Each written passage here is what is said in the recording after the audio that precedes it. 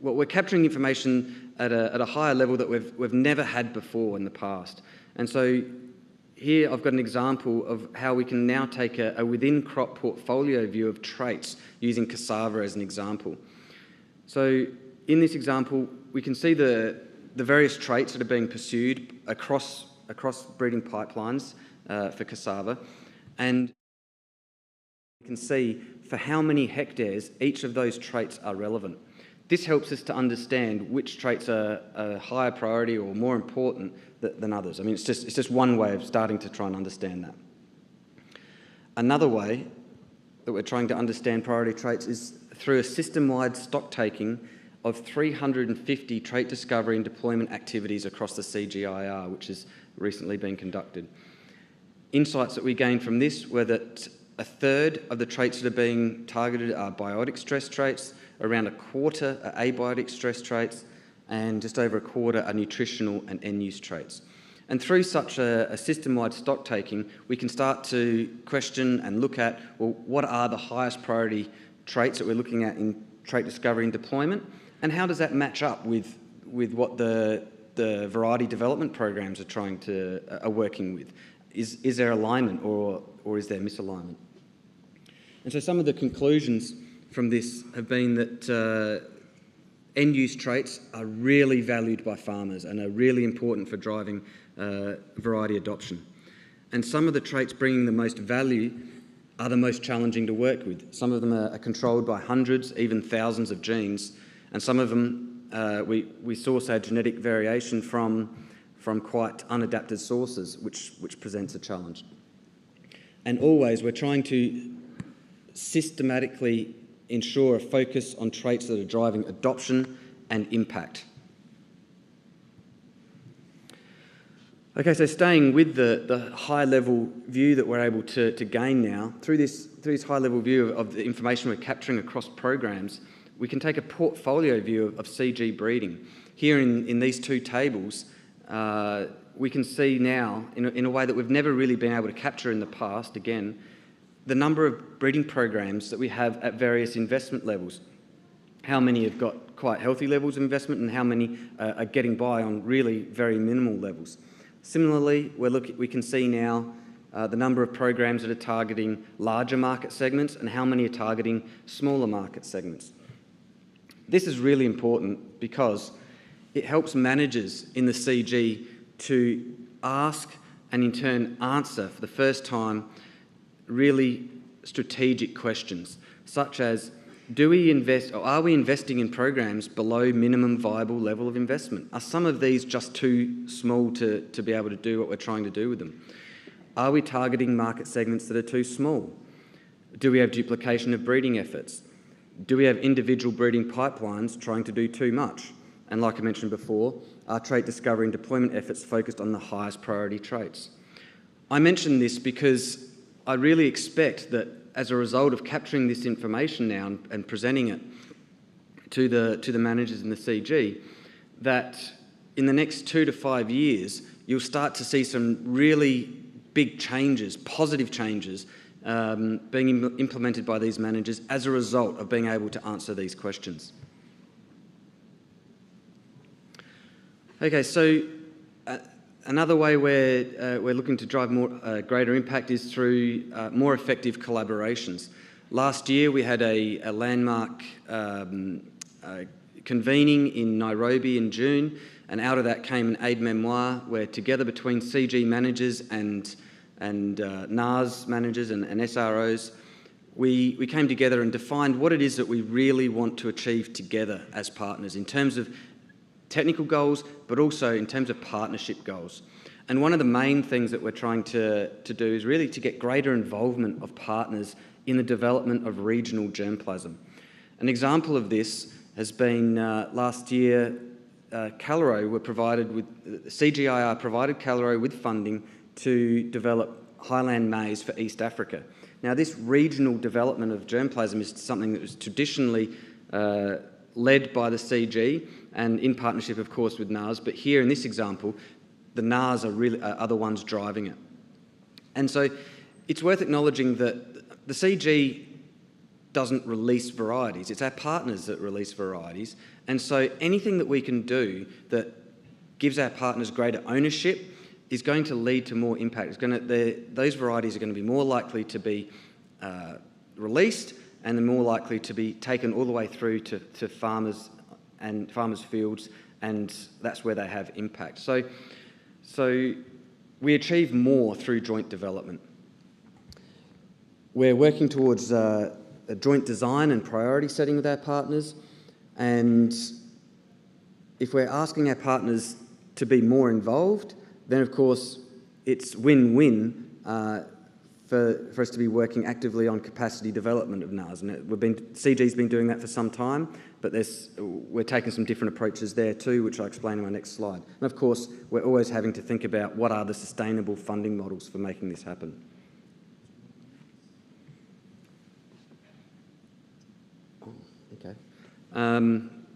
Okay, so I'm being wrapped up a little sooner. So in terms of capacity development, a natural outcome of this alternative partnership model where we're trying to get the NARS and partners more involved is going to be capacity development.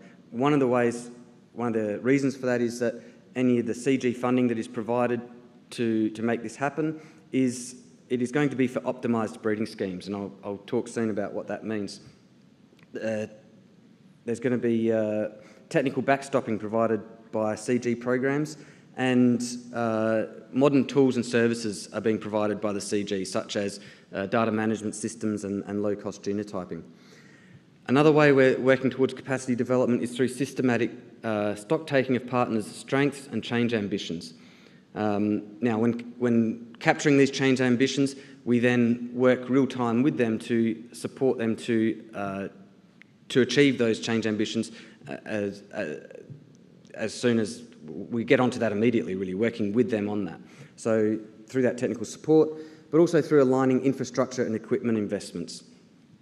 So on that, through CropStend Hunger, there has been over $50 million for sustainable improvements to breeding operations from BMZ, FCDO and USAID, a lot of it coming from BMZ.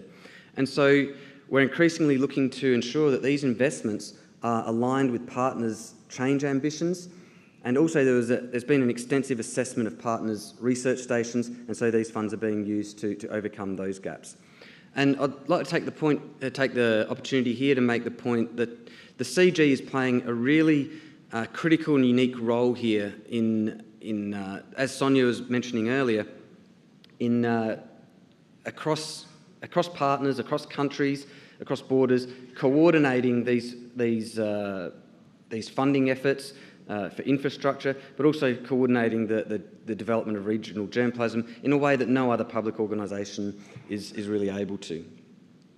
And lots of these investments are for irrigation and for supporting faster cycle times, digital equipment for better data capture, that sort of thing. Okay, so CG programs are implementing they're implementing optimised breeding schemes in a number of ways, but in particular through faster schemes and more accurate.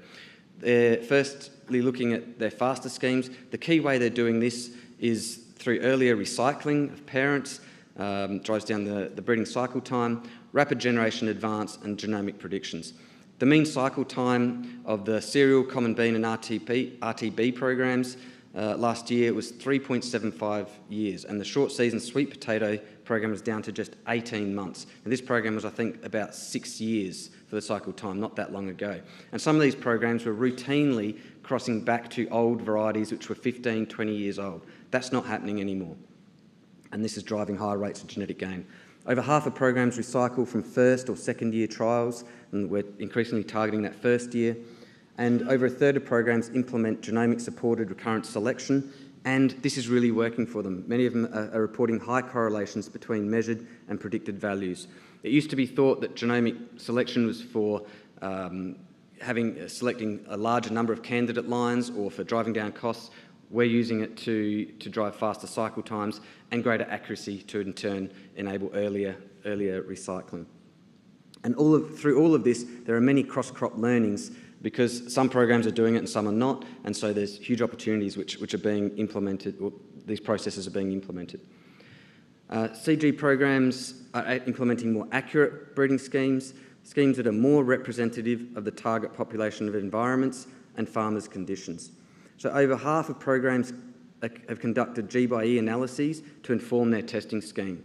Over 2/3 are using managed stress trials and early stage testing, which is critically important, especially if you're trying to recycle earlier. And over 1/4 of programs have assessed the predictive power of their first year trials. Again, they need to know this if they're recycling from there. So there's a really strong focus on increasing heritability, trial accuracy, including through investment in NAR stations like I mentioned. And among all the investment needs, improved phenotyping is the most frequently cited as the most important by breeders. My last slide.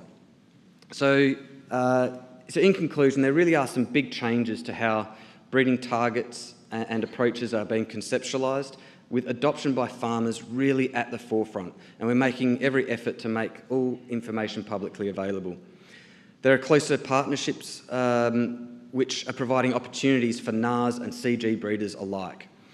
And programs are making exciting changes to become faster and more accurate, supported by modern tools and services.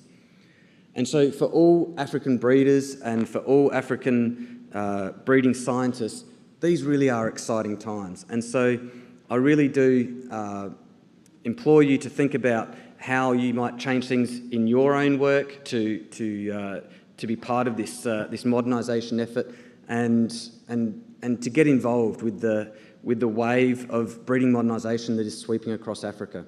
So thank you very much for your time. I'll acknowledge our funders and the CG centres we work with, and of course our many partners. Thanks very much. I'll stay here. Michael helped us to save a few minutes for questions, and that's very, you can sit over there. Just, yeah, thank you. And you have seen that based on a number of massive trials, he highlighted a number of keywords like genetic gains, trait performances, and farmers' preferences. Those important words should trigger the investment from the CG centers, but also from NAS, and together tackling the issue of not only climate change, but also the market needs. So thank you very much, Michael, for your insightful presentation. I will now invite Professor Jose Crosa. Professor Jose, yes. Please join me to welcome Professor Jose Crosa, who developed models for genotype by environment interaction, general breeding, and experimental design, hybrid and heterotic patterns and association mapping, and also models for genomic prediction applied to plant breeding. Prof. Jose's work on genetic resources conservation made him to be selected the best scientists of the CG system in 2008. He is a fellow of the Agronomy Society of America and of the Crop Science Society of America. He is a member of the Mexican Academy of Science, member of the National Research System of the National Council of Research and Technology in Mexico. He is invited professor at University of Mexico and in Uruguay as well, adjunct professor of the University of Nebraska. Professor Crosa has over 500 scientific articles published in refereed journals and 40 book chapters and 3 books published in 2018, 2021, and 2023. Please welcome him to this stage to introduce his talk. Thank you.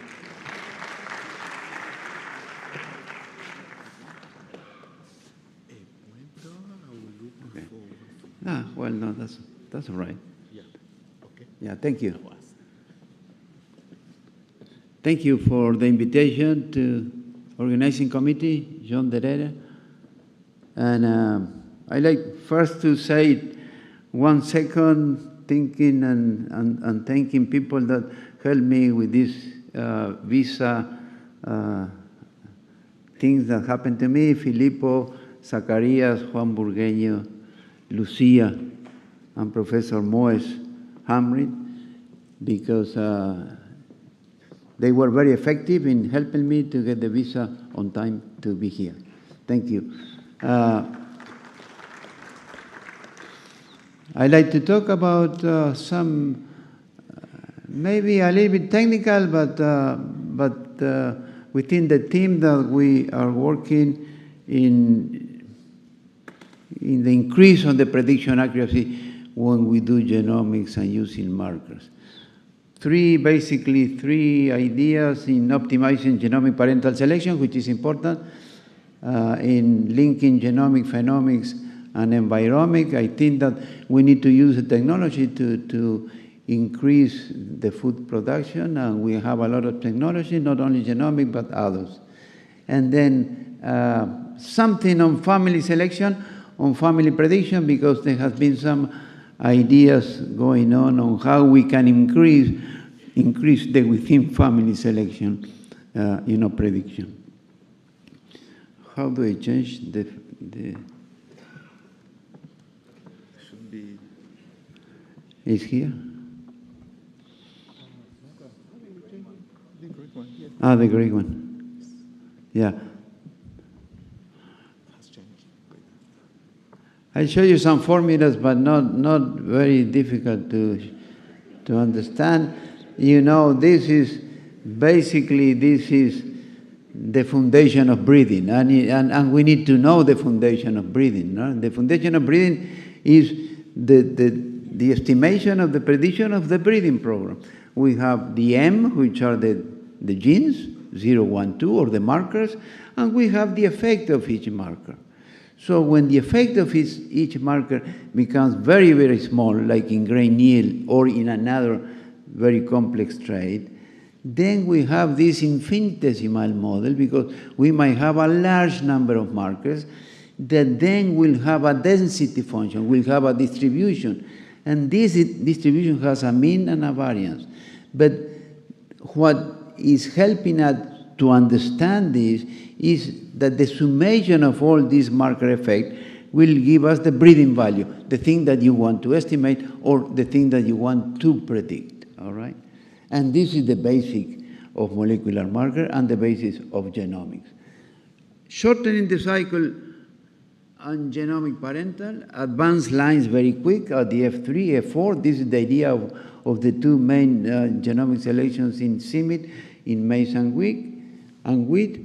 Then go and sparse testing this in the target population of environment and recycling the lines based on breeding value. That's the main idea that we have in mind when we do genomic selection in CIMMYT. Now, in reality, when we do genomic selection, we have the markers, we have the training, and we use an equation to estimate the breeding value of the individual that we didn't see, all right? But this function in reality is a sort of genomic prediction that will minimize a loss function, because we don't want to lose a lot of precision. We don't want to use apples and predict oranges. We want to predict the progeny which are related to the training population, right? So we've been thinking in this and applying some of this in the parental selection under genomics, and using what we call variable selection, because we have the training and the testing. And how can we relate these two in a way using the markers or using the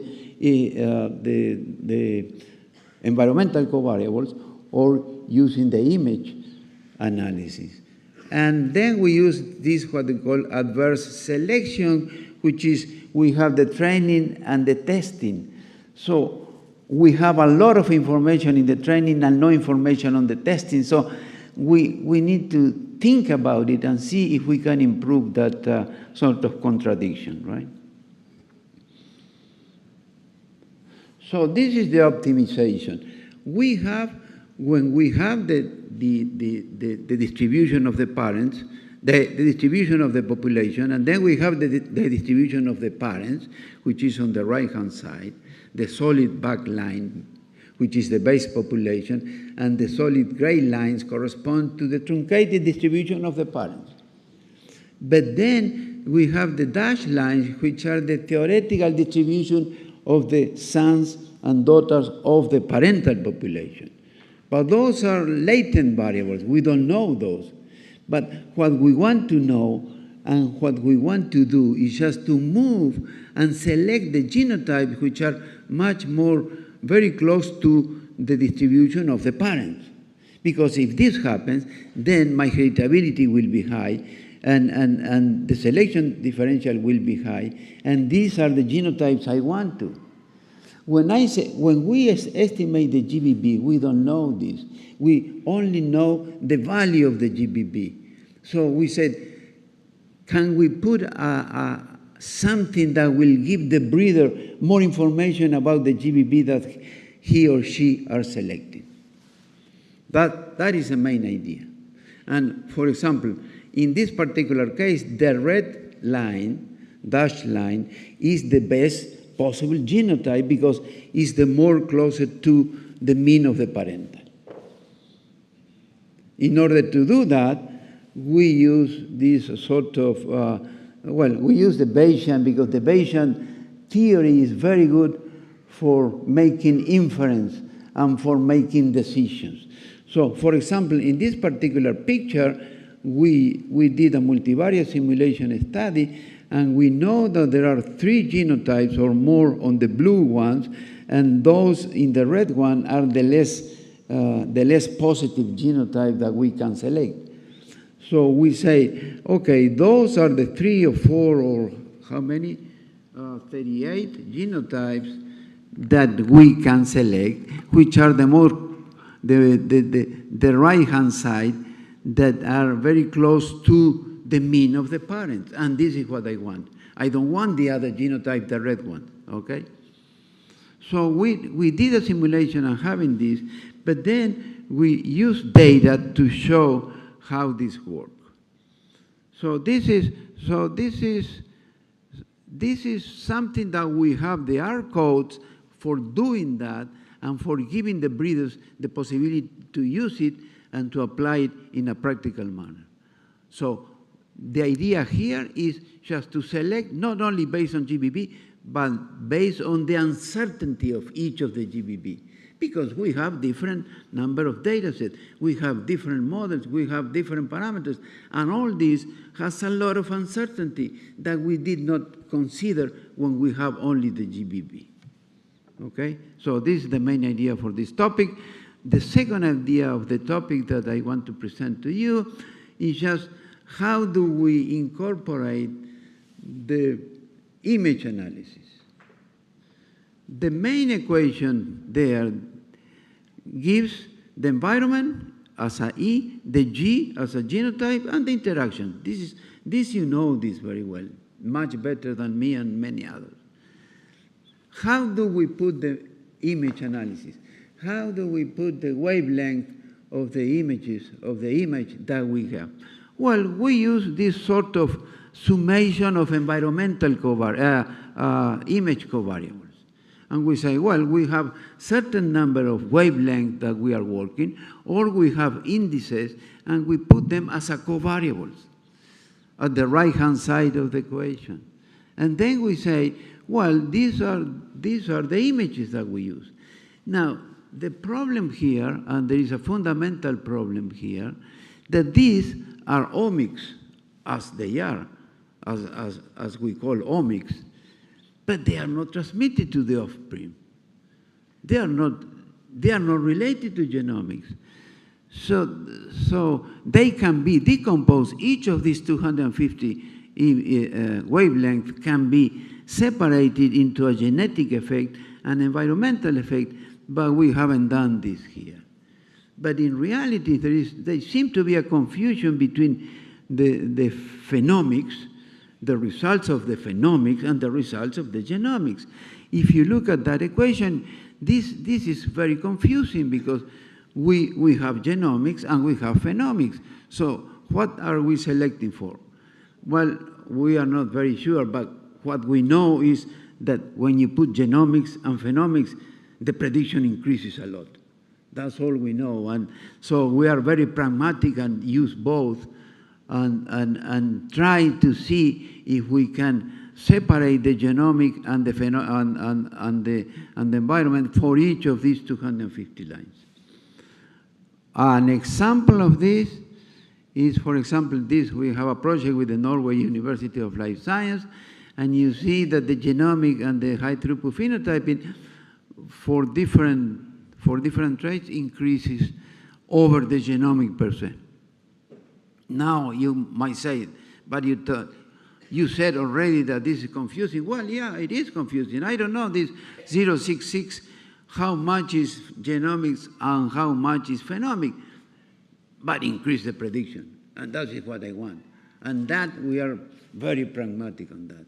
And you see that this, and we have done it in maize several times in CIMMYT, and the genomics and the image analysis improve a lot when we use them together.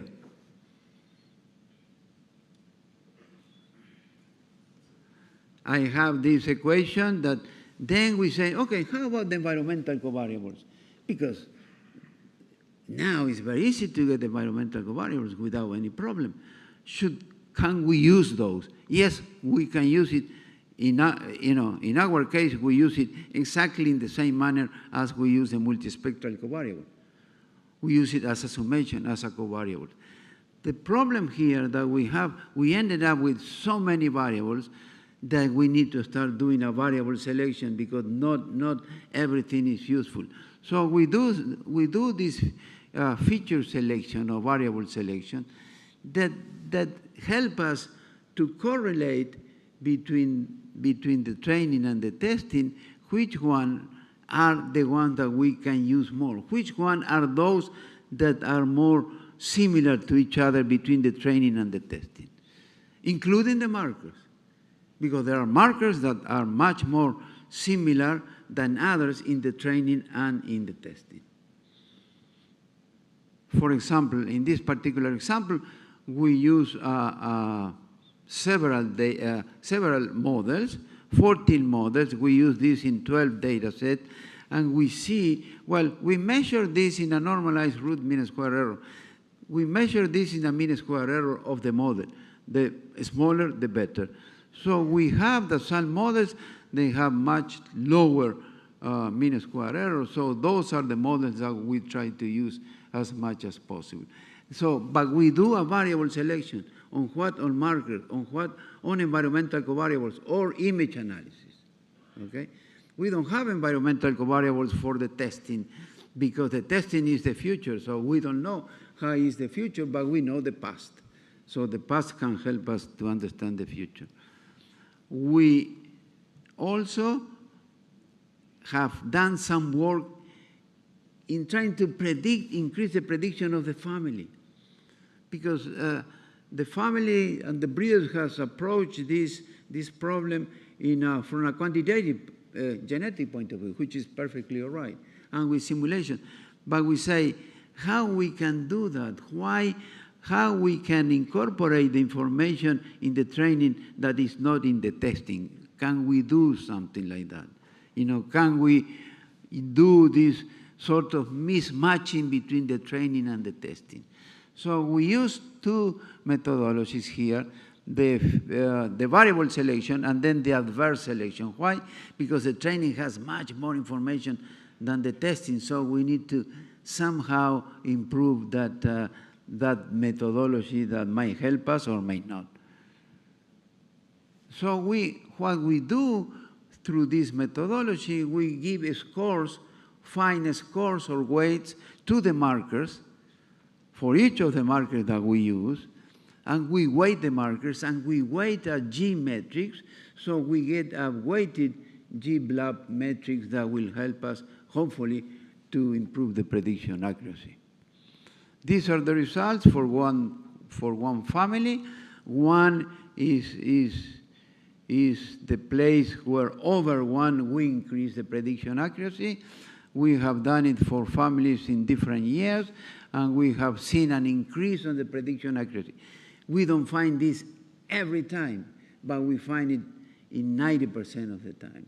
And the thing is here that if we use this, and if you use the weighted marker, does not decrease the prediction accuracy compared with an unweighted markers or G-metrics.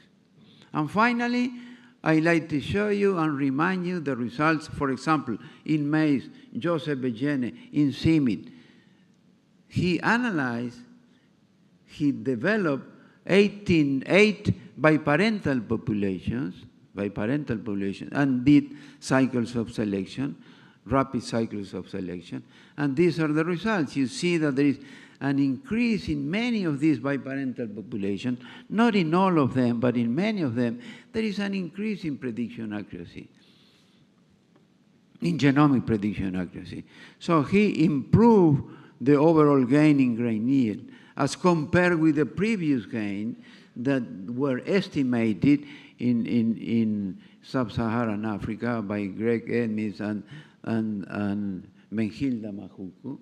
He increases a lot, 2 or 3 times. So this started giving the basis for genomic prediction in maize in CIMID. The same with the multiparental population in a publication of Shoikai Sang in Mexico. Multiparental population, rapid cycling, also only 2 cycles per year, but the increase in prediction accuracy is very remarkable here, as you can see. And this particular year, Susan Dreisigacker in wheat increased the prediction accuracy doing 4 cycles per year in the greenhouse. And this is grain yield after doing the field trial.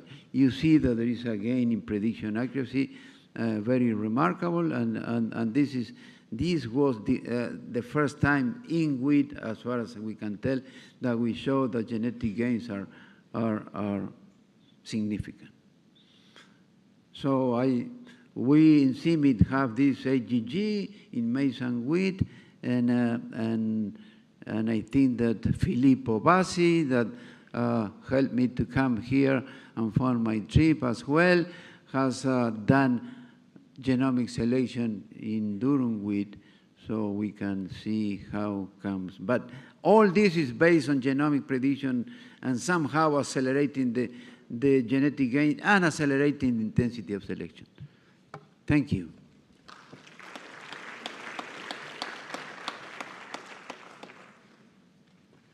Thank you, Professor Crosa. Basically, the answer to the first question is yes. Can we improve the accuracy of genomic prediction in plant breeding? The answer is yes, and he demonstrated that. I'll ask you to reserve your questions for him. We spent some minutes for that, and I'll be happy to welcome Professor Rodomiro Ortiz for the next talk. Let me quickly introduce him. Professor Rodomiro is from Peru. He's a faculty professor and the chair of the Genetic and Plant Breeding group at the Swedish University of Agricultural Sciences. And also he's a chair of the Breeding Network. He holds a PhD in plant breeding and genetics from the University of Wisconsin-Madison and worked as young researcher in Peru, Centro Internacional de la Papa. Well, I can speak Spanish. Good. And also, he worked with Rutgers University. He was scientist and director of various CGR centers at CIMID, ICRISAT, IITA, and held a Nordic professorship on genetic at the then Royal Veterinary and Agricultural University of Denmark. Professor Ortiz has written more than 1,000 reports, of which about 50% are journal articles. Professor Ortiz was the principal investigator of SLU ICADA-led research development partnership project adopting durum wheat varieties to the Senegalese basin for food security and won the 2017 Olam Prize for Innovation in Food Security. Please, applause for him.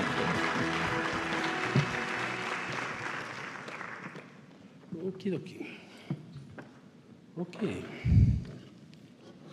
And how this works.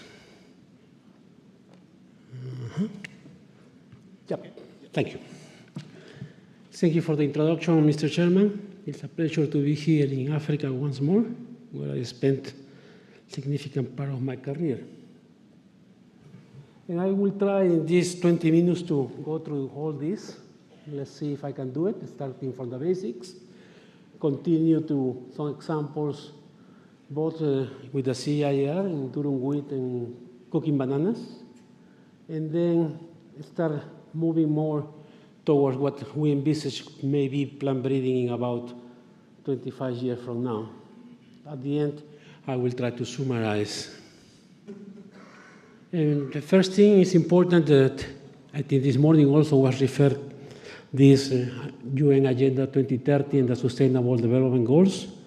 And more or less, I think we agree that plant breeding contributes significantly for the first three and last of the goals. An example here we have with the work, as mentioned by the chair, that led to the Olam Prize for Innovation in Food Security, that was to bring durum wheat to the Senegal River Basin, based, I think, on an approach that was looking for an alternative, instead of having fallow in the land, to bring a crop in between the rice crops. And for that, it was very important that we started defining clearly the breeding objective, what you call the product profile, and having clear targets that were achieved.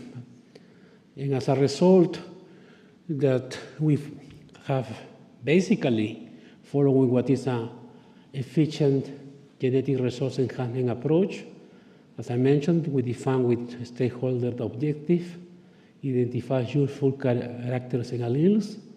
In our case, we also use crossbreeding assisted by DNA markers, including the estimation of breeding values through genomic prediction, multi-site testing across years, and finally releasing this new genetically enhanced seed embed technology. And this is something that we know that is now making its way along the Senegal River Basin. That means Mauritania, Senegal, perhaps in the future Mali, has been good work with national partners to such extent that today those cultivars listed there are in the ECOWAS catalog of new materials. That means that they can be spread throughout West Africa. The other good point is that this was also in partnership with universities, and we got two former students, today doctors, who are sitting here, who, as part of their research, participated in this project. Let's take, because sometimes we talk about, yes, we contribute to the Sustainable Development Goals, but take the one that I think is the most important for plant breeding, zero hunger. And I did, perhaps it's difficult to read everything, I don't plan to go throughout, but you need to go back to each of these Sustainable Development Goals and look for the targets and their indicators to be sure that you are indeed addressing them, because sometimes we think that we are addressing them and there are no target indicators that we can then make an interpretation. And here that's what I did, thinking on the future of plant breeding. And you start just with the first, that is try to end hunger. Obviously, a product target that it comes from plant breeding is to have high-yielding cultivars with suitable profiles that meet end user demands. And for that, and I'm not going to explain more, already my predecessor, Professor Cross, has been able to show the advantage of using genomic prediction. And we can go one by one, and we will then be able to see how plant breeding then contributes, at least I found, for 5 of these target indicators. And plant breeding, if we go back to history, it started with domestication of crops. And today we talk about precision breeding, talking basically about gene editing. No? So there has been some milestones, but more important, as demonstrated by this article in TAG some years ago, has gone from unconscious selection of characteristics, and not knowing that there were genes, to much more precise work due to the knowledge that has been gathered all these years. So plant breeding has become very scientific, sophisticated, and for that reason more successful, and genetic gains keep increasing. No? And this is important to understand why we want to put emphasis on genetic gains. Although plant breeding has been defined a combination of art, science, and business, at the end what we want in cyclical cycles of selection to keep improving our populations. And that's what I think Jose illustrated previously, is the same here, 4 cycles of selection, moving towards the right because that's what we want to achieve. No? And it's basically what we measure when we talk about genetic gains. But sometimes we don't need to forget that when we breed for one characteristic, we may miss other characteristics, and those are the typical trade-offs that we have in plant breeding. Recently, we did an analysis, and indeed, this is just showing you a wheat. No, you cannot just think on one characteristic. You need to think that what you need to release is composed of several of these characteristics. And that's when you need to either look for selection indices or to see how you balance to avoid those trade-offs. And if we go, this is what basically they use in the private sector. Also, I think more and more in the public sector, particularly since with the changes that Michael Quinn was referring were brought some years ago, and try to make much more efficient in the plant breeding in these initiatives. And in this one, and it's my second example, also from the CIR, our early years working in Africa, the vision of a professor from Belgium, Edmond Delang, who brought to the agenda of IIT in 1973 the importance of breeding for plantain and bananas. His former students joining, very young Belgians, today Professor Emeritus Ronnie Swenning and the late Dirk Bustelski, who were trained as soil scientists, but they changed it and they became breeders. And then you see a lot of other people whose pictures are there, including myself, who were basically in a crop that is triploid, highly sterile, that doesn't produce too much seeds to break those barriers. And today, thanks to those efforts, there are some cultivar releases. First were in West Africa the plantain hybrids, pitas. Now we have naritas and taribans in Eastern and Southern Africa. More important sometimes, I think, than genetic gains when you measure impact on breeding programs is how that translates in livelihoods. And that's just an example on how the agronomic evaluation of these plantain hybrids translates in West Africa, where the impacts were measured. No surprising, this year Plaza now is moving, the plantains in 18 countries up to today, and the bananas in 3.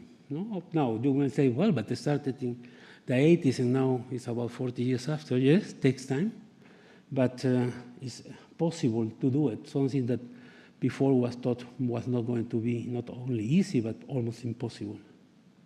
And again, we can measure those genetic gains. And we can first start with the East African highland bananas, highly heterozygous heterosis response when you do the crosses, something that even is noticed after 2 cycles of crossing. And the average estimated genetic gain has been of 1.4% per year. When we went back also to show what we did in plantains, we were surprised to see even that the plantain genetic gains were even bigger, 2.5% in the station, 2.1% per year out of the station. So that's something that is interesting. And of course, with the new tools, we can keep improving. For example, identifying key characteristics that could be used in direct selection for improving bunch weight and total yield. And one then is full circumference that we even have been able to map the genes involved to do market-assisted breeding if necessary. And the other important thing is genomic selection. go into the details, and has been demonstrated experimentally that also will shorten the cycle of selection in this crop, which means that the gain for selection will increase due to the decrease of time. As I mentioned, we have not only the genomics pathway, we have also on all these breeding efforts, the more genetic engineering pathway. First was the transgenics, with all the problems that you know better than me, I don't need to go there, but very little use in Africa so far. And more interesting is what has emerged in recent years, that is gene editing, including the Nobel Prize winners. One of them did her research when in Sweden, now she works for the Max Planck Institute in Germany. And this has been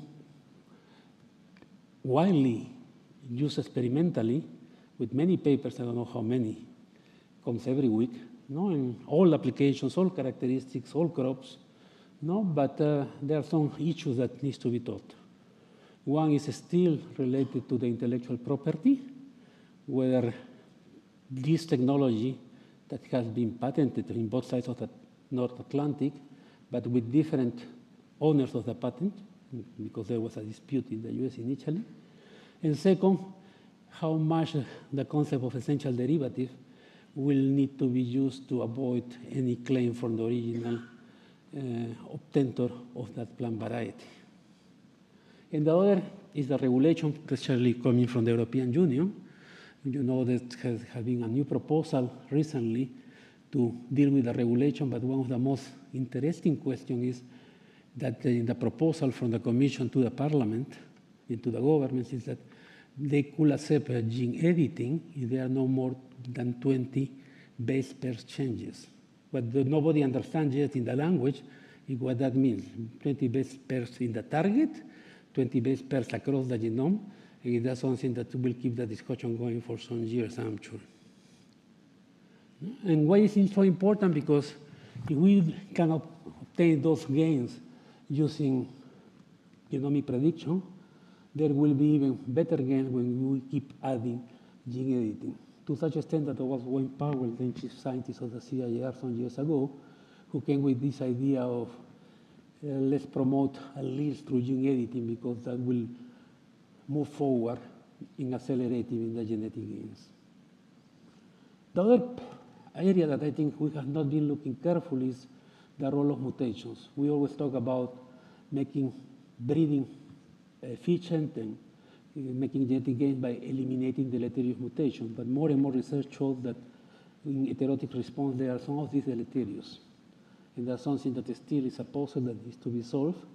Also, we need to accept that some of the efforts to improve crops is a result of mutations that could have been considered deleterious if there was no advantage that later on we found it. Just think on the semi-dwarf alleles of the Green Revolution. And that's something that in some crops we need to look carefully, especially those crops that you see there are key crops in the CIR.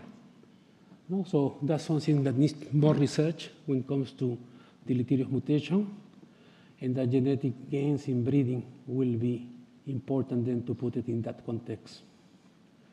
Just to finalize, because there's no time, so I invite you to go to the paper. It's open access in the plant genome. It's what we recently with Filippo and with Miguel, they asked us for an opinion piece, and we produced how we see what will happen in plant breeding in mid of this century. And we think that there will be, again, reflecting on the genetic gains selection. Genomic prediction will be critical to increase accuracy of selection, the intensity of selection, the genetic variance, and the recycling time. Because all of that will be easy to do it if we have science-based methods.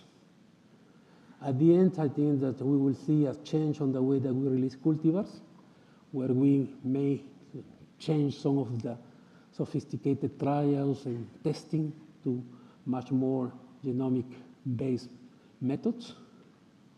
And as I summarize there, we will be changing from phenotyping to much more sophisticated genomic predictions using genomic tools, patterns selected based on their breeding values, speed breeding, accelerating cycles, still multi-site testing, but much more focused, not much as happened today, gene editing to add its desired characteristic that we cannot do it directly through this genomic prediction type of selection, and then driving recurrent selection through breeding values for population improvement, and finally changing the whole way of even releasing cultivars and multiplying seeds. So that's what I have, and thank you for the opportunity.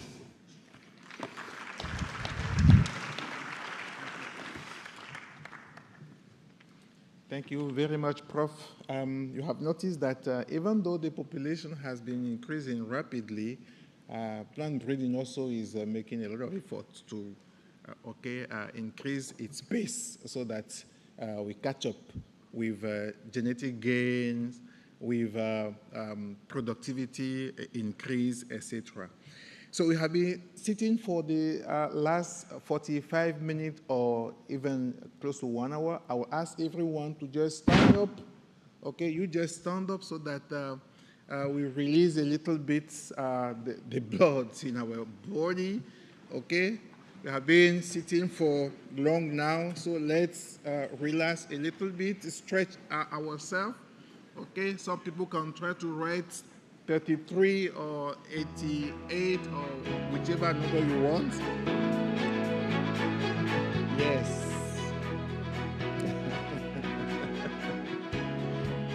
All right. The next speaker is, please, you may sit down. The next speaker is certainly Professor Wallace. Professor Wallace Orlin. Yes, he's in the corner. Please put your hands together for him. And I will talk about him. I will introduce him briefly. Professor Wallace Colin is from the University of Western Australia. In his career as plant breeder, he has registered more than 90 canola, lupin, and lucerne cultivars. I don't know those crops, but he contributed greatly to impact the Australian agriculture. Most of Professor Crowling's plant breeding research has been supported by competitive grants and funding from industry. He also leads an international development project for breeding of common beans in Africa and supervised various PhD projects of common beans in Africa. On brassica crops, field peas, wheat, and lupins. Professor Crowling has published more than 130 papers in leading journals, and the focus of his research is developing innovative methods for improving the long-term outcomes of plant breeding. So please welcome Professor Collins once more. Thank you very much. I hope that you all had some exercise, breathing deeply, getting ready for an exciting roller coaster journey through plant breeding. This is my experience with a team of plant breeders in East Africa, and if I knew that Michael Quinn was going to talk about how to implement collaborative breeding in a CG system, I think you'll agree this is a pretty good example. But I'm speaking on behalf of a very large team of co-authors from East Africa mostly, but also quite a few Australians. And this talk then is the collaboration and the result of that. Often in plant breeding, you work hard for many years, nothing much happens, and then in a couple of weeks, the whole world changes. And I'm sure most of you have had this experience, and in the last 2 weeks, we've analysed the results of 4 years of collaborative breeding. So today, the background is that we worked with the ACR, Australian Centre for International Agricultural Research. We worked with the CG system in the Alliance and CIART in Uganda. And you've seen and heard from Dr. Claire Mukankusi this morning. And this team got together in 2019 and with the aid of ACR started a bean breeding project for rapid cooking and biofortification. So what were the project goals? Firstly, to develop a robust breeding system with rapid cycles, pedigree and genomic selection and optimised mating designs. We wanted to achieve genetic gain for shorter cooking time of about 30% reduction, higher iron of about 15% increase, and zinc of 10% increase in 5 years. And this was going to be a very challenging set of goals to achieve. And we also wanted to engage and train the next generation of African plant breeders and disseminate new bean varieties and incorporate gender-responsive variety selection goals. And this would happen through the NARS in the 6 partners in East Africa who would select and concept of a robust breeding system. So over the last 10 years of working uphill on this roller coaster ride, I've been developing a system of breeding which we abbreviate in the term BRIO. Now, BRIO stands for accurate breeding values, rapid cycles of recurrent selection, working with an index of economic traits, optimal contribution selection to optimise crossing designs. Now, out of this BRIO, you've probably heard a lot about the first 3 elements today, especially B and R, but we haven't heard much about index or optimise mating designs. And I hope by the end of this talk, you'll understand why they are so important. We began the project with data from the Alliance CEART, which involved many hundreds of phenotypes and several hundred genotypes that we integrated in an analysis with my very clever research associate, Dr. Renu Saradadevi. And she analysed the data, which is now published, and we found several candidate parents for crossing. And these parents would be fitting the market goals of East Africa. And here we have the market goals as decided by the PABRA Bean Alliance for East Africa. And we found genetic gain was possible in each of these market groups in the African bean panel. So that was the beginning of the project, and that's when we were able to first apply the BRIO system to crossing and getting the system moving.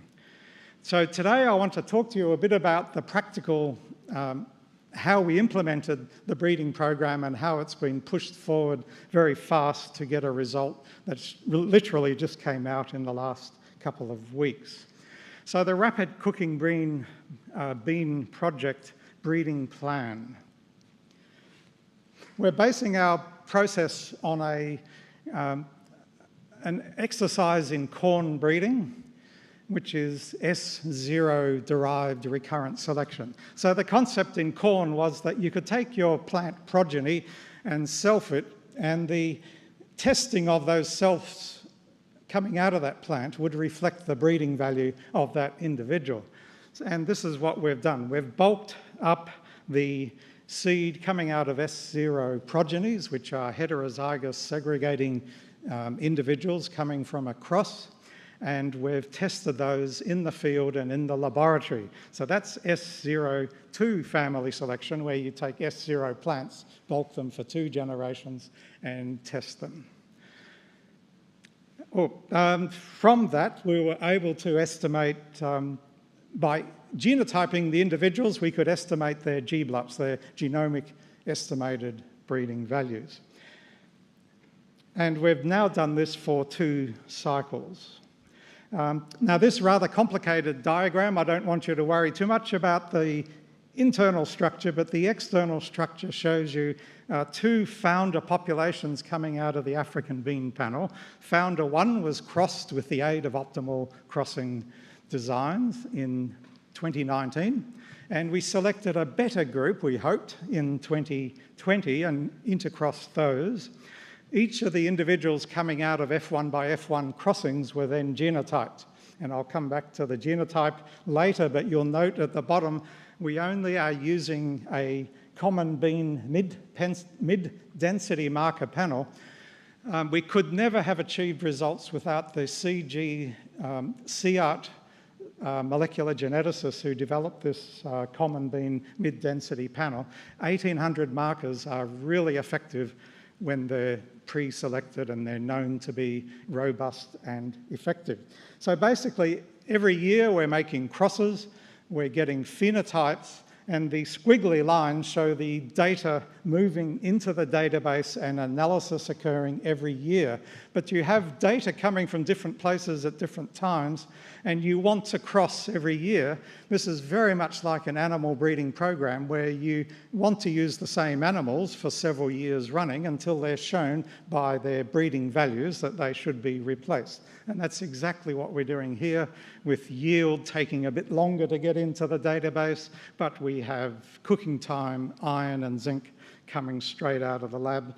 So the quickest we can do is about 2-year cycles. At the Alliance in Uganda, they are measuring several traits. Cooking time. This is a very intricate machine coming out of Canada, the Matson cooker, but it gives results, right? And you're going to see these results very soon. We have skipped a slide. One slide was lost there. That slide showed the iron and zinc measurement coming out of the lab in the Alliance in Kawanda. Then our partners in East Africa, the NAS partners, are testing grain yield and seed weight and other characteristics in the field. Are they desirable for them to continue and release as new varieties? That's their interest and their challenge, to find the new varieties coming out of this very rapid early generation recurrent selection program. Now back to the, it's lost its colour, but I was going to show you from 2021 to 2023, and that would be shaded, and that is the analysis that we've just completed in the last 2 weeks. So all of the data coming out of the program, 2021, 2022, 2023, in one analysis. Here's the shaded area of the 21, 2 and 3 data, which was used to promote crossings in 22, 23 and 24. This one analysis now gives us estimates of genetic gain. What are we measuring genetic gain with? Well, I haven't heard the word pedigree information today yet, but if you're not using pedigree information, which is basically free, it's in your database, then you are not really using efficient breeding systems, because the animal breeders, the tree breeders, the fish breeders have been using this for 40 years. So why haven't we as plant breeders used pedigree information? I don't know, but I'm using it now. And these give A BLUPs, and if you have genotypes, you can get G BLUPs, and we've done both. Now about getting this genetic gain through this pedigree and genomic analysis. So here we have the bivariate analysis. Pairs of traits are analysed together with pedigree or genomic information. We haven't yet combined the two. I'll come back to that later. Here's the heritabilities, and on the left you see the pedigree information, the A BLUPs, and on the right you see the G BLUPs, based on those 1,800 informative SNPs. And the one I really want to show you is cooking time, heritability 0.03 with pedigree information, rising to the really high value of 0.1 with genomic information. These are low heritability traits. Can you make genetic progress? Iron, heritability 0.15 by genomic breeding values. So is this going to work? And that's where we come to our genetic gain information. The conclusion is that SNP genomic information will improve heritability of cooking time, and that's one good thing that came out of the genomic information, but the other thing we learnt was heritability was low for most traits. Here we have pairwise genetic correlations in A BLUP and G BLUP, and it's a lot of data, so I just want you to focus on the next slide, which highlights a couple of areas where these two correlations between traits differ. So in A BLUP, you have iron and zinc negatively correlated with cooking time. What does that mean? That means as cooking time goes down, which is what we want, we're getting iron and zinc going up. It sounds fantastic. And then you see in red cooking time and seed weight. As cooking time goes down, seed weight goes down. So that's not so good. Now on the right you have G BLUPs. You see that the relationship between iron and cooking time has disappeared. It's gone, and so has the relationship between seed weight and cooking time. So is this good or is it bad? Well, you don't know until you actually test this in a genetic algorithm, and that's the last step of the project, which is the O in BRIO. But so far, we've found that additive genetic correlations are obviously very important, and they differ between A BLUP and G BLUP. There's some not so good correlations, and we need more research. But predicting genetic gain, this is something you can do with optimal contribution selection. And it's built into the breeding program so that every time you run a mating design outcome, you can estimate the genetic values in the progeny. You can predict how the next generation will perform. First, you have to make an index. That means you go to with your breeder's weightings on traits, you go to a little piece of software called Desire, and you get your desired genetic gains with an implied economic weight, and you put this into your index by summing the BLUP by the implied economic weight across all traits that you have in your index. And you submit this index along with the relationship information to optimal contribution selection. In this case, we're using MateCell, developed by Professor Brian Kinghorn, who's kindly, generously given his time to this project. And we run MateCell and achieve our desired genetic gains in all traits. This enables us to predict the mean performance of the progeny in the next cycle. Here's a look at how the traits in the next cycle appear in MateCell, so you can actually determine how well you're going. In summary, we were able to increase the index in both A BLUP and G BLUP. A BLUP was slightly higher achieved co-ancestry than G BLUP. So G BLUP seems to achieve a result with less loss of genetic diversity in the optimised mating design. Now the results, and I'm going to go through these fairly quickly because we're running out of time, and you can see the trends by watching the arrows. But we have, in fact, a predicted genetic gain in cooking time of minus 23.6% in the next cycle. Going from cycle 1 to cycle 2, it's predicted we'll achieve a 23.6% reduction in cooking time over the founder parents and the population mean. So we're already close to achieving our 30% goal. And this was also reflected in the second cooking trait. Now we're getting an increase in iron. We're almost reaching our goal of 15% increase in iron, despite some rather serious negative correlations in the traits. And we're getting 8.7 parts per million, or 14.6% increase in iron in G BLUP. Zinc is not so easy, and it's going to be harder to get 10% than what we expected. But we were able to achieve some yield, but look on the G BLUP on the right, and you can see how the yield dropped. So the genomic information shows us this drop of yield when you intercross a lot of very diverse parents from different backgrounds. And that was kind of expected. It happened to me working in my oilseed rape canola breeding program. What about seed weight? Now, this is where we weren't selecting for seed weight, but A BLUP predicts an increase, G BLUP predicts a decrease. We have to be really careful with seed weight. And here's a summary. We're almost reaching our goals, and we've done that in 4 out of the 5 years, getting ready for the last year coming up. And achievements and forward planning, well, our team has been able to achieve some really good outcomes by working hard together. We've got a robust breeding system that can manage everything that we throw at it, and we're close to achieving our target gains. We're currently training in Rwanda. We trained last week in Kampala, in Uganda. So we're doing everything that we set out to achieve.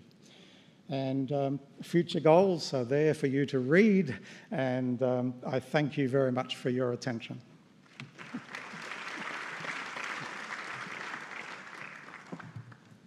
Genetics is about numbers, and you have seen how Professor Caroline has been playing around the population means to come up with the possibility of reducing the breeding cycle, but he's warning us that if you try to reduce the breeding cycle, well, you need to manage the seed weight, you need to manage the nutrient content and many other traits that Professor Crosser indicated by saying that, well, if you can increase the breeding prediction, there are many other omics behind that you need to manage that may not be heritable. Yeah. So on that note, I would like to invite our last speaker for this session, Professor Federico Vatturilli. I hope I'm pronouncing it very well. Please welcome him with a round of applause. Professor Federico Vatturilli has more than 25 years of experience in research and development area in the private sector, with 14 of those years being international experiences. He graduated in agronomy from the University of Buenos Aires in Argentina, holds a PhD in plant breeding and genetics from the University of Nebraska in the United States. He completed his GMP at Harvard Business School and started his career at Bayer Crop Science in 2003, where he has held various roles, beginning as corn breeder, and he continued as head of breeding for Latin America and currently in global partnership roles as a member of the global breeding leadership team in Bayer. Passionate about people development, about applying science and product development that brings value to farmers, and passionate about global agriculture. He has the honor to lead a team that has successfully deployed more than 200 hybrid varieties. Please welcome him. Yeah, just maybe a disclaimer before. I'm the only one not professor here, so thanks for the title, but I'm not. And this is a big honor to be here. And wondering if people are ready for the last session today, the last talk of the day. So how is the energy doing? Good? Everybody doing well? Okay. So let me, in just 20 minutes, my intention here is trying to go through the basically overview of what we are doing, take a little bit of the perspective of what a private company like Bayer is doing on breeding, what is our thinking on regenerative ag, and also just to give some perspective of Latin America. As I mentioned, I had the honor to lead the team, Latin America team, for 11 years, and Latin America kind of doubled the production, the crop production in those 11 years. And so there is a lot of learning from the partnership with the institutions, private sector, public sector in the regions that I will share today. So I think that it was mentioned today many times. I will do maybe one more. That is, the challenge is kind of clear, right? So we have the increase in the population, and so the increase on demand of food and feed. We also have the climate change that started as a topic and today is a clear reality. No? So, and we also know, and even more now, that is the agriculture is taking natural resources in somehow. So we have a clear challenge to address. And when we go to the farmers and we ask what are some of the topics that is in their mind, when you go globally, you have some of the topics that came on the customers are related to the fact that 97% of them said that has increased the extreme weather. Actually, 4 in 10 times they say that they have expect increased crop failure. So it's clear that those topics that started as a theoretical topic, clearly you start to see on the real business, on the real economy impact. So when you see those things and you start to put some numbers, no? So, and you put the numbers on the population, you put the numbers on what is the demand, increased demand on food and feed for the near future. When you talk about the water, and actually what is the role that we as an agriculture play on the water. When you talk about the soil degradation, but also when you start to talk about what is the percentage of or the acreage per person in the near future, it's clear that that challenge is clear. So we need to act, and we need to act, and we need to be creative on that action. So maybe a little bit of what we introduced, what Bayer is talking these days, is about the regenerative ag. No? So we have been talking for many, many years about sustainability. That is basically, and was mentioned today, no? Sustainability is about producing more with less, but that is not enough when you think about what is the role and the impact that we are having on the environment. So basically, regenerative ag is not only produce more with less, it's produce more and regenerate more. No? So there are different crop system practices, different products developments, and different way to work with customers and farmers in order to create an ecosystem that regenerative ag. So some of the topics that are around these things and are linked to some of the products that the company developed is about the increase of the yield, of course, with less need of inputs, is the improved soil health, is the mitigation of climate change, the preservation and restoration of biodiversity, and we are talking and investing on cover crops in many places in the world, and the conservation of the water. So there is some commitment that we as a company are taking on this. Some of those commitments moving from sustainability to the regenerative ag are related to basically what is the carbon footprint, no? That, and the commitment is that reduction of 30%. It's also about the commitment about the increasing yield performance and genetic gain. Is about the commitment about the smallholder farmers. We said we target 100 million. We are today in through the partnership with the different institutions that we are partnership. We have like 52 million smallholder farmers in some way connected and being impact for the activities that the company is doing. Sorry. So, and also we are talking about the water, and you see in some of the regions, especially in Asia these days, we are talking about the seed direct rice for the rice that is basically with a lot of impact on the farming system, on the performance, but also is a lot of impact on the regenerative agriculture. So, if we think that we identify a clear challenge, we identify some of the way to impact or to mitigate that impact and improve in the future on that challenge. So we also, and actually we have been today having the pleasure to continue learning a lot about the role that the science play, but maybe the message here is clear also. So we need to trust the science for that challenge that we have. In that case, we as a company, we have been working in breeding for many years, many decades. We breed for 6 different crops. more than 100 breeding locations, so breeding actually sites globally.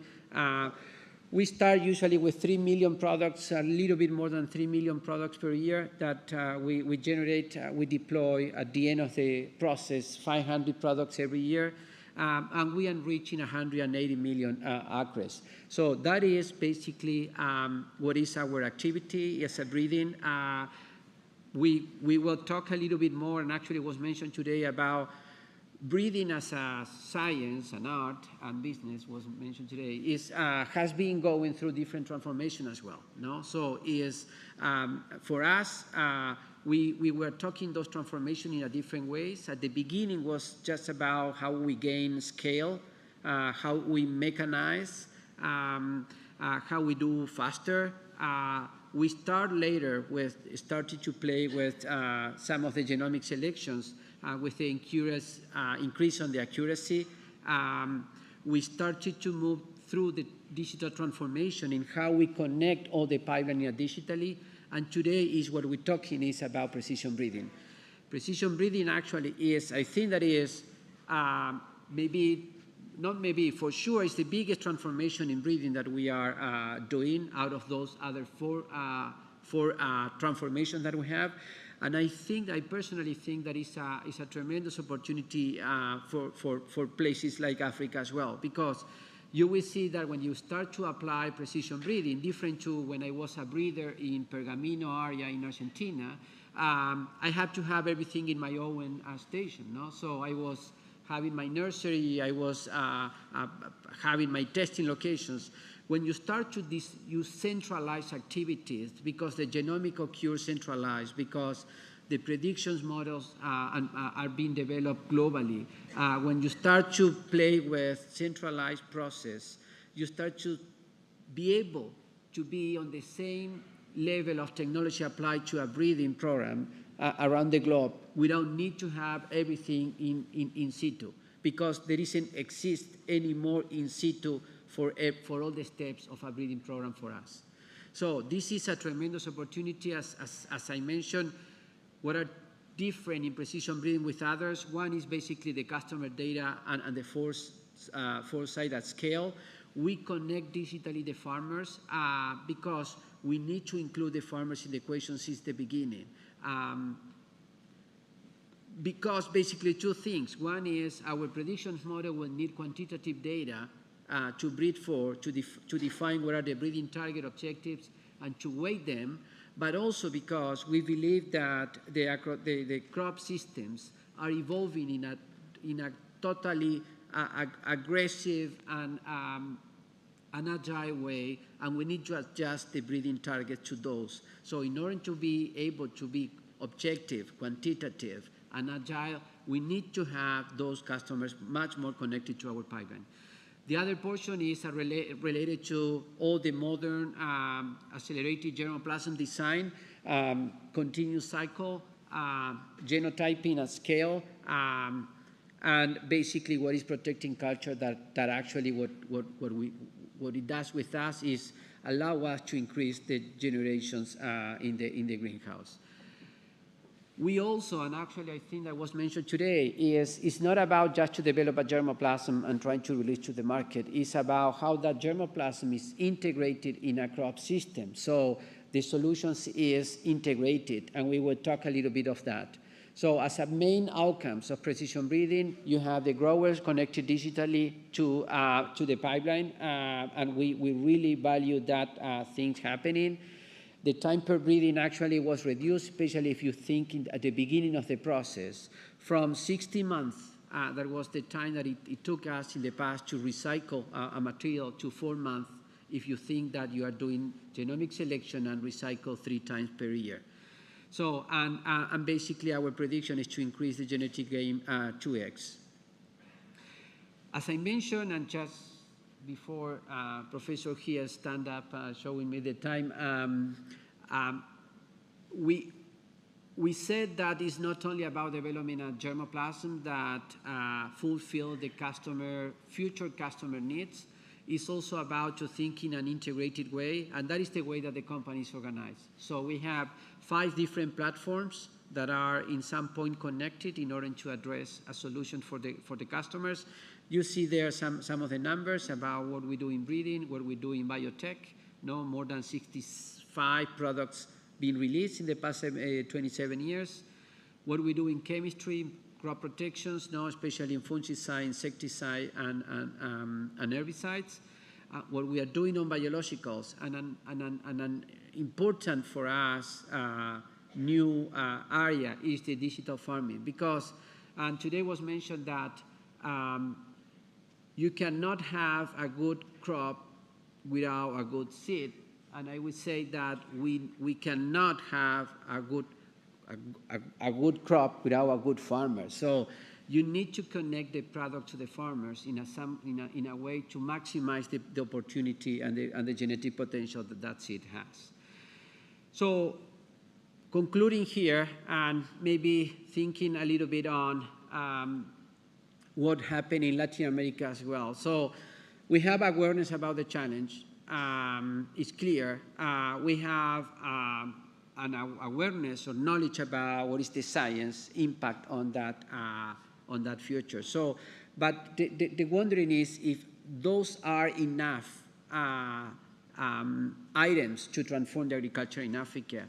And we truly believe that there is another thing, and it was mentioned today, that is the partnership. So the task is too big to be addressed by individuals or by individuals' institutions or by individual sectors. So the task is to be addressed by partnership and combining the effort of the different organizations, institutions, companies, and of course, including the customers and the farmers in that transformation as well. So with that, I really appreciate the time. I really appreciate the opportunity and the honor to share here with distinguished professors. And I always said, no, this type of meetings and congress and conferences are really important, not only to come to share our perspective, but even more important for us continue learning from a new region that is going through new challenges and new opportunities. So thank you very much.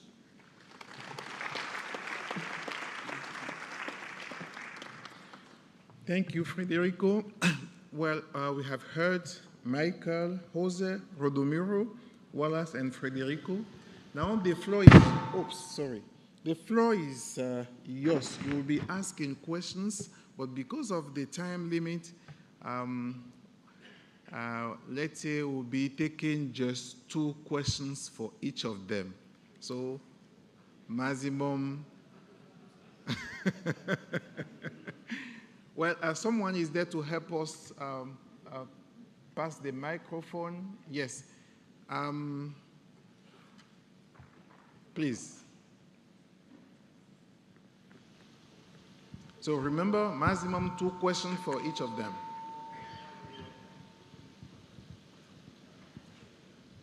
Hello? Yeah, okay. Thank you.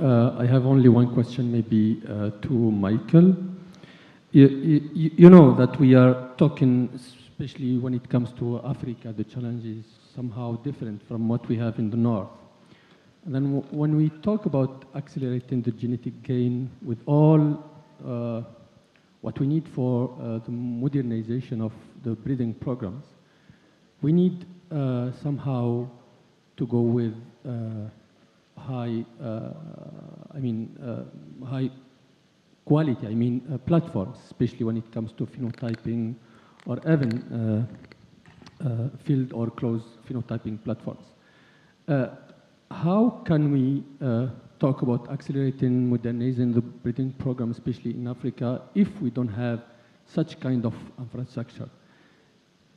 The second one is, for more than 70 years, we were talking about somehow pushing or improving, enhancing food security and nutritional security, especially in Africa. But then after 78 years, especially with what was done with and being done with the CGIAR, still we need a homemade solution for Africa. So that means, how can we, with luck, with this big gap in terms of research infrastructure, can we have a homemade solution for Africa? Thank you.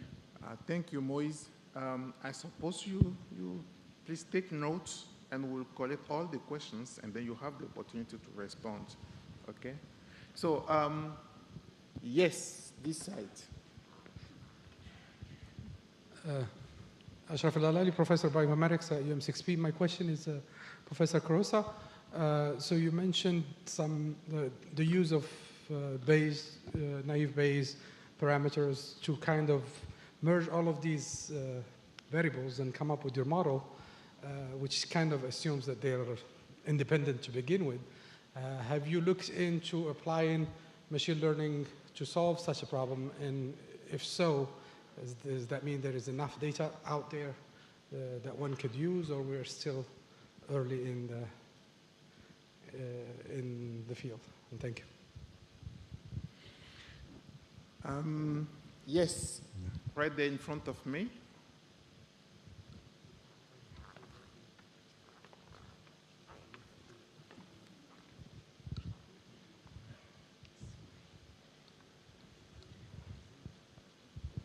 Yeah, thank you very much. I'm Odoi from Uganda, Mercy. I would like to forward my question to Professor Federico.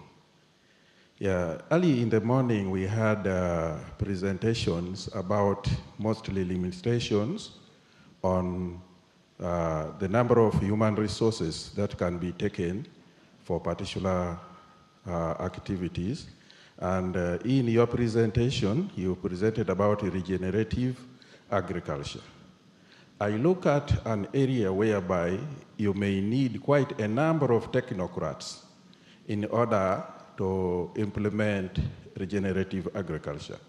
You may need soil scientists, you may need a conservationist, you may need a breeder, social scientist. Now, my question is, when we are focusing at farmer level, and it is farmers to do this regenerative agriculture, what advice can you give in order to be able to make sure that the farmers are doing the right practices in implementing regenerative agriculture, which involves different activities in order to come up with the right product or yield that is required? Thank you. Anyone else? Yes, sir. Thank you so much. My question is for Prof. Wallace. Zinc and iron micronutrients are highly affected by environment. So is also the cooking time. But in your prediction now, you have got high heritability, high prediction. So long as these two traits are highly affected by environment, by season, how can we achieve this level of prediction? Thank you. Okay, questions for Prof. Rodomiro? Yes. With vast experience which Bayer has in the crop breeding, and then taking sustainable agricultural goals, contributing towards it, do you have any plans in the future how it can be contributed to crop diversity? How those learnings or investments can be to the minor or the orphan crops? How Bayer can contribute? That's one question. And to Professor Wallace. The question is to who are you addressing the question? Federico. Federico. Yeah. And then to Professor Wallace, the heritability for cooking time is so less, so would it be useful to look into the composition of the seed, the starch composition, and then try to select for that? Markers can also help. What do you think? Thank you.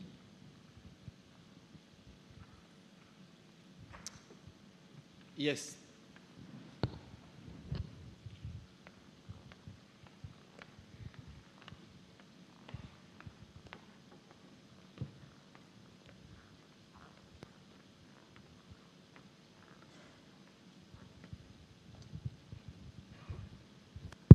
Thank you, Mr. Chairman. My question goes to Professor Joss. The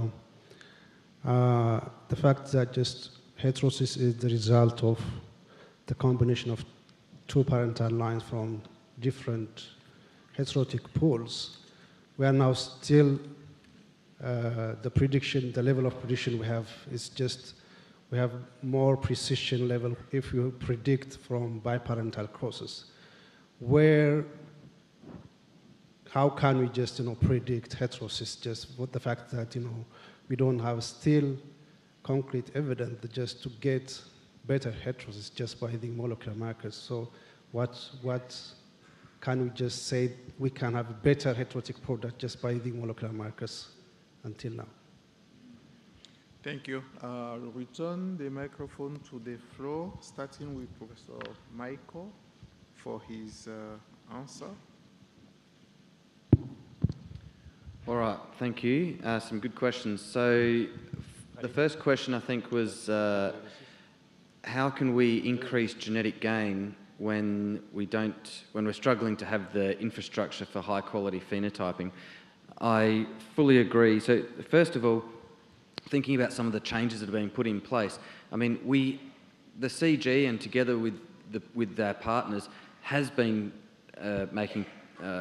has had tremendous impact over the last 50 years with the infrastructure that's in place. And so I'm optimistic that with these changes, faster cycle time, etc., and a strong focus on greater accuracy, that we will do even better. But I fully agree with you. High quality phenotyping is the cornerstone of any breeding program, and if we should always be trying to get greater accuracy, and that's exactly what we're working towards, and it's not going to be solved overnight because it's a really big challenge, and that's why it's taken, even with the over $50 million through Crops to End Hunger, to address just that very problem. How do we support operations and get better quality data effectively? Because if we're trying to recycle fast, we can throw all the tools we like at it, data management systems, genotyping, etc., but you're only as good as the quality that goes in. So that is a very strong focus. So I fully agree with you. That has to remain a strong focus to constantly be improving that. The second question was it was around looking back and the goals that we had many years ago, and yet we've still got those same goals. Again, I reiterate that we have made a lot of progress, and I think it's remarkable that we've achieved what we have despite the new pathotypes, the climate change, the population growth, etc. But again, you're absolutely right. We do need to move towards having homegrown solutions, and that's exactly what we're working towards with these partnership models. So the working model is that the solution will be through capacity development of those partners, and one of the big challenges, the really big challenges, is the sustainable funding models for how we make that happen. So we're working at this, and we are, like I said in the example with maize, and there are other examples as well, where we're increasingly trying to put the partners more in the driver's seat, have them more involved. And I mean, this is a different capacity development model to the past, where, I mean, it's one thing for partners to attend some training and to understand what modern breeding looks like, but then they go back and they face the reality of limited operating budget. I mean, they can't even implement much of this stuff. It's not that they don't know about it, it's just that they've got some real challenges. And so if we can use the funding that we're using currently to put them more in the driver's seat, have them be applying these new methods themselves, then that'll be a capacity development exercise in itself. And coupled with the answer to the first question, where we're trying to improve the infrastructure, then that's our approach at the moment. But it's not easy. Thank you. Yeah, Prof. Jose? Can I just add? Also, I'm also not a professor, just I should have mentioned, so it's not the whole panel.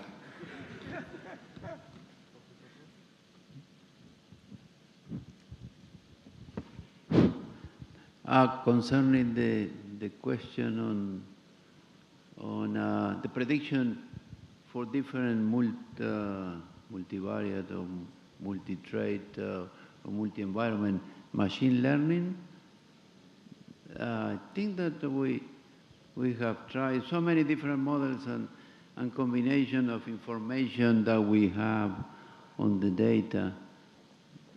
However, we have tried these new artificial intelligence models that we call deep learning.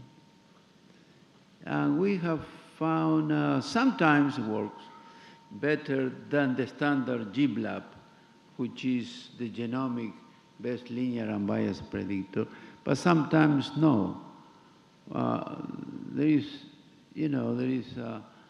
a push in using artificial intelligence or neural network or other, or CNN or any other topology, but we haven't found yet complete, very strong results that they are beating or giving better predictions than the standard models that we usually use in plant breeding at least, but as well as in animal breeding.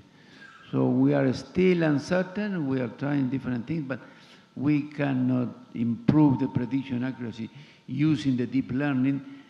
The deep learning needs a lot of computing facilities and power, and sometimes we have it, sometimes no, and large data sets.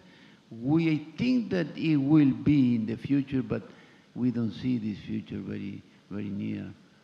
And it's not, the problem is that if you look at the literature, you see, oh no, this is a new deep learning model that is giving fantastic results, but out of 10 environments, it's good in 2, and it loses in all the others. And sometimes the author said they concentrate in these 2 environments where the deep learning is winning, and they forget the other one. And that we don't agree. If we are going to use this and compare this with others, we show all the results, not the one that I want to. This is one thing. The other comment, I think that was related to the way to increase the prediction of the crosses that you asked. We have used the standard models for predicting crosses, right? The standard ones done by many authors. We have increased the prediction accuracy by including of course, including the dominance, epistasis, and additive, but also including the interaction between additive dominance and epistasis with the environment. That tends to give better prediction accuracy than just excluding the environment. And another thing that we have tried and has been successful is just to use the information that you have on the parents. How do we use the information that you have on the parents? We have tried to put it into the model, into the training set. But we have results of putting the information on the parents as covariables in those models that I show you. And put that as a covariable, we found an increase in the prediction accuracy of the heterosis because you have information of the parents. If you have the information of the parents, you should have improved the prediction accuracy of the cross. Thank you, Prof. Let me move to Prof. Wallace. It works. Thank you. There were a couple of questions, and very good questions. The first was G by E, genotype by environment interaction affects all traits. I would like to emphasize that all the traits we're measuring are low heritability traits. So there's no immediate understanding of how big G by E will be. So we're testing in the 6 partner countries a panel of 14 standard varieties, and we'll find out how big G by E is for cooking time, iron, zinc. However, publications on these traits suggest that G by E is not so big and that there are general effects that go across all environments, which is, of course, what you want. And that is why we test across environments, so we can find those general stability effects, especially for yield. And there are measures of stability for traits across environments, and that's what we would hope to do in future research. In terms of protein, carbohydrate, and other seed components, these are clearly very important. And yet, bean breeders around the world do not commonly measure protein in the seed. And yet, bean is a major source of protein for African people who include it in their diet. For some, it's almost the only source of protein. So why aren't bean breeders measuring it? So here's an ideal opportunity for a donor, such as the Australian Centre for International Ag Research, to work with the CG system to develop tests for protein, carbohydrate, oligosaccharides, all the components of seeds that make them either good or bad for human health. And the other major issue is taste, which goes alongside other attributes of the seed, which was also mentioned by Michael. We need to develop tests for taste and other seed components early in the breeding program, and that's what I think this consortium of donor, CG and NAS can do. Thank you. Thank you. Federico? Yeah, I hope to remember well the questions, but I think that the first one was about how we connect with the customers and it's with the farmers, right? So, and maybe a couple of comments on that. So one is we connect digitally, through FieldView, that is the actually platform that we operate as a company. We have like 100 million hectares actually connected through, acres, so like 45 million hectares, where through sensors we can see, we can advise what the farmers are doing on the planting, on the harvest, on the spraying. So, and some of that information is what help also for us to prescribe to the customers how to use and how to start implementing some regenerative ag practices. Some of them are involving cover crops, carbon. There is a carbon project through the same platform. So this is the most indirect way. There are much more direct way also. There is a big network that is what called Future Farmer Network, that are basically farmers that we partner to practice regenerative ag. There are around the globe, and we use that network also to connect and to promote and to work together and to co-create on that. And there is the other way to connect, that is when we do research, and there is, and I think that it was on the presentation, there is like 100 billion data points that are basically collected in the farmers, in farmers' conditions, because all the work done by our testing network and by the market development network is on the farmers' conditions. So those are the opportunities that we have to interact and to work together on this basically new way of working. And the second question that I remember was about the basically the biodiversity. And basically there are different ways for us to work on that. In that partnership, first we have a strong partnership with CGIAR through all the institutes. There is a program that is called the Modern Breeding Program. Actually, what we partner to work together in 6 crops, where most of them are not crops that we commercialize, to say in some way. So it's a partnership to basically develop breeding in crops together. So besides that, there are basically investment that happen with companies like Covercrest, developing new crops, like new cover crops, where we invested in those companies. And maybe the reflection is, are we doing enough? Never will be enough, and more than open always to continue looking for what are the opportunities to collaborate on the biodiversity, because it's one of the key for us commitment for the regenerative ag. Thank you very much. Any last word from Prof. Rodomiro, please? Yep. No, like, something I was reflecting about 40 years ago. I was starting my career, and we were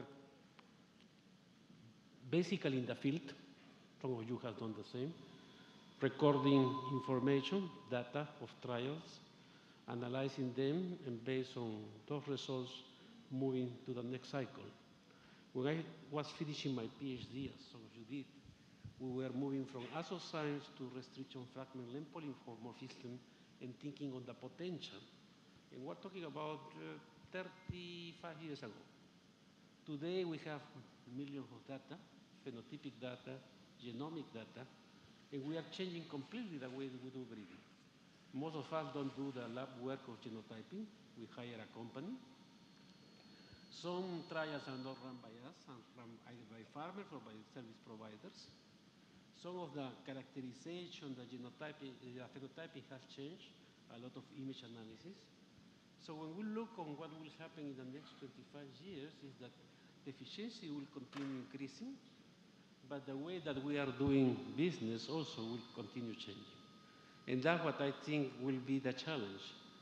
What will be the role of the plant breeders towards the mid of this century? Are we going to be in the field selecting, or are we going to see in front of a computer just analyzing data and doing quality control, also what is the cheapest provider of whatever service we want? And that's, I think, what is the challenge in terms of education of the next generation of breeders, as well as what they will implement in the public or the private sector when they move these crop breeding programs. Well, thank you very much, Prof. I hope you are not saying that breeders are going themselves into some mutations. Well, my own take-home message after all these talks is that to be able to bring a single improved variety to a good farmer's hands, we need a lot of work behind the scene. And this involves creating a good partnership, developing a good investment scheme, but also building capacity.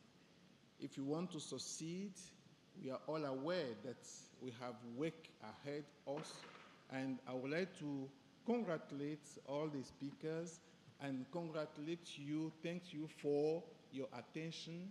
You have been here listening for the last 2 hours. Thank you very much. Let's clap together for all of us.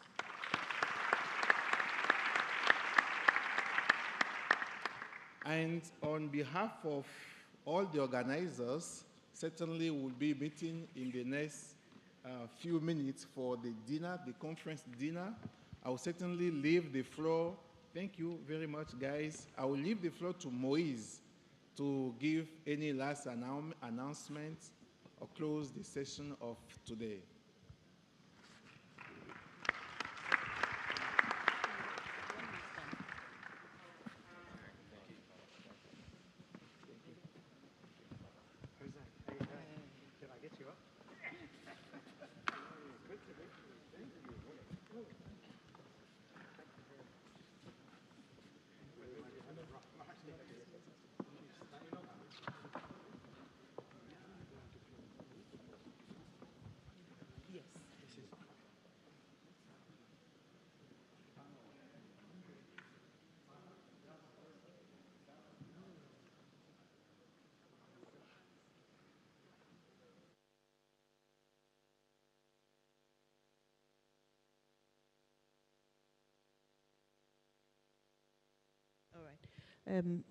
Yes, we are back. Please let's applaud those who are just leaving for the plenary. A few announcements before he closes the sessions for today.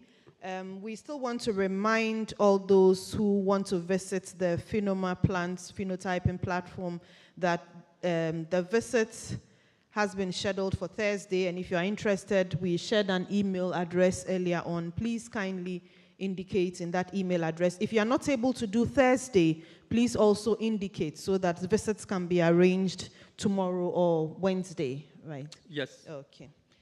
Also, we want participants to note that payment on the spot will be available tomorrow from 9:30 to 2 p.m. So please, participants, kindly take note of that. And all registered members are asked to visit the registration desk to confirm your membership IDs to be able to participate in the voting tomorrow of new executive members tomorrow. And payments of new membership fees for 2023 would also guarantee a voting pass. Registration is open for new members as well. Yeah. Thank you, Pascaline. It was really nice. So I think, ladies and gentlemen, it was really an inspiring and engaging first day that we had today at the third edition of the APBA conference. And we have witnessed a remarkable exchange of ideas, meaningful discussions, and valuable connection. It was really a good interaction, especially with the number of participants that we had today and then for the next few days. As we wrap up this inaugural day with what we had as presentations, I want to express my gratitude to our distinguished speakers, esteemed partners, and representatives, and all of you for your active participation. We have only just begun this journey together, and I'm confident that the upcoming days will be filled with even more enriching content and opportunities for scientific discussion and interaction. Thank you very much for the interaction and the discussion, and enjoy the last 2 days of the conference. Thank you very much.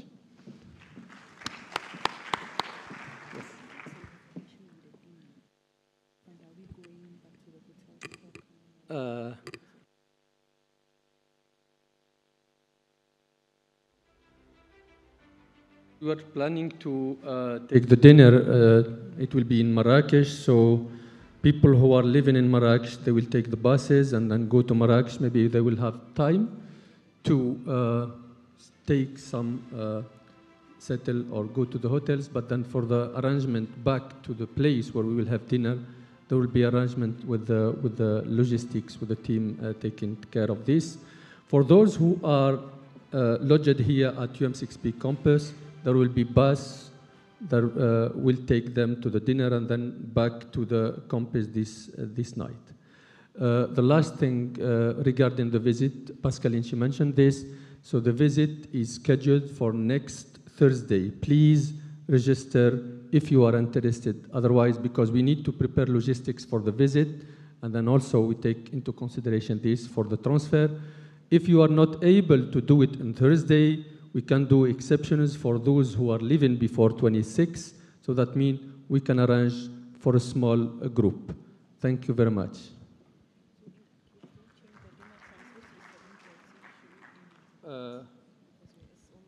Yes, the bus will be leaving from the campus for those who are living in the campus at 7:30. Please be on time here in front of the Congress Center. So please be on time for not delaying the move of the bus. For those who are living in Marrakesh, usually the plan is to have everyone at 8 in the place where we are going to have dinner. So please, with the logistics, they will arrange for you, and then how to get the transfer from your hotel to the dinner place. Thank you very much. Thank you very much. Thank you all. Thank you all. Have a very good evening, and we'll see you around.